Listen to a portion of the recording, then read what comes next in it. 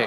আল্লাহ তাআলা বলেন, ওয়ামা আনফাকতুম মিন শাইইন ফাহুয়া ইউখলিফুহু ওয়া হুয়া খায়রুর রাসিকিন। যে দান করে, দান করলে যে ঘাটতি হয়, আল্লাহ তাআলা এই ঘাটতিটাকে রিপ্লেস করে দেয়, রিপ্লেস করে দেয়।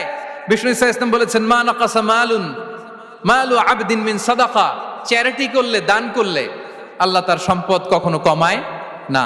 প্রতিদিন সকালবেলা দুজন ফেরেশতা নেমে বলতে থাকে, আল্লাহুম্মা আ'তি মুনফিকান খালাফা, আল্লাহুম্মা আ'তি মুমসিকান চালাফা।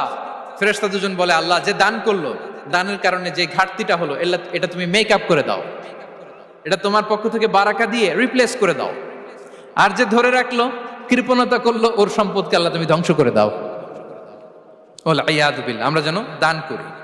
এরপরে বিষ্ণু ইসা ইসলাম বলেছেন, বেশি বেশি হজ উমরা করলে, বেশি বেশি যদি কারো সাধ্য থাকে, ফিনান্সিয়াল ক্যাপাসিটি থাকে, বেশি বেশি হজ উমরা করলে তার রিজিকে বারাকা নেমে আসে। সব শেষে হচ্ছে দোয়া করা।